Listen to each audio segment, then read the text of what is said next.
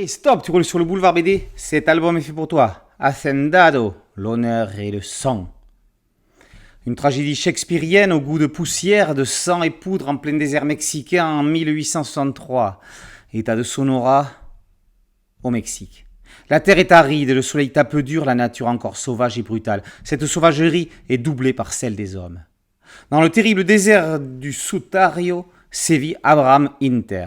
À la tête de sa petite armée de tueurs, il chasse pour le compte du gouverneur local les Apaches, massacrant sans différence femmes, enfants, vieillards, scalpant et décapitant ses victimes. La plus cruelle des bêtes sauvages est un ours en peluche à côté de lui. Bref, un monde où l'homme n'a plus sa place. Sauf que pour certaines familles de propriétaires terriens, descendantes des grands seigneurs espagnols, coule encore dans leur sang de conquistadors le sens de l'honneur et de la justice. Notion qui semble se perdre petit à petit. Alors que Don Armando, riche hacendado, pourchasse dans les montagnes un puma qui décime ses troupeaux, son fils, le jeune Don Diego, accompagné d'un vaquero, va livrer des chevaux au rural à Santa Ana. Sitôt fait, il se rend chez la belle Doña Joselita, fille de Don Redención. Entre bon sang, la politesse est toujours de rigueur. Mais voilà que la jeune fille est déjà en bonne compagnie avec le fils de l'alcade, et leurs sentiments semblent réciproques. Quelques heures plus tard, c'est poursuivi par l'alcade et une troupe de rural qu'il revient en catastrophe seul à l'hacienda familiale. Rattrapé, capturé, il est accusé des meurtres de Joselita, de son soupirant, de 2 rurales, d'un début d'incendie déclenché pour s'enfuir. Il hurle son innocence, mais ivre de vengeance, l'alcade exige qu'il soit pendu sur l'heure.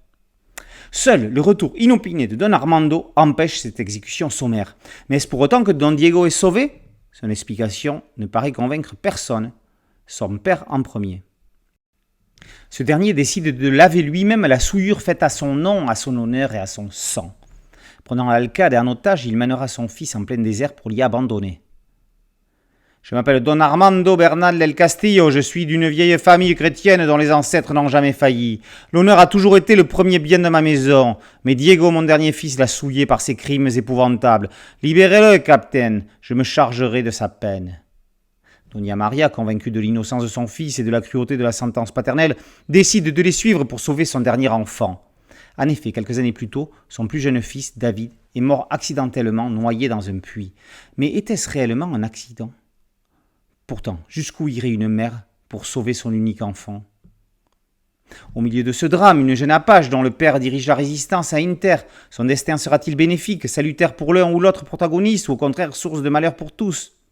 Tout ce monde se retrouve ainsi dans ce désert où les masques tomberont, révélant les véritables natures de chacun, des confrontations des uns contre les autres, mêlant dilemme, trahison et révélation, le tout dans un bain de violence et de sang. Tous les ingrédients d'une tragédie shakespearienne en plein désert mexicain. Amour maternel, honneur familial, vengeance paternelle, secret inavouable et nature torturée, démons cachés dans un théâtre où éthique et rédemption n'ont jamais trouvé leur place. Scénario taillé au couteau, plongeant le lecteur dans les entrailles de la nature humaine, dans les tréfonds de leur âme. Philippe Thirault s'amuse à nous transbahuter d'une idée à l'autre, d'un parti pris à son contraire. Plus dense au fur et à mesure que l'on avance dans cette aventure, seule l'ironie du destin semble en être la maîtresse du jeu. Un dessin réaliste, parfois rugueux dans la plus pure ligne des grands auteurs de BD western, Gilles Mesommo soigne autant les décors grandioses que les expressions faciales. Dynamisme, énergie et fureur transpirent dans son trait tout au profit de la narration.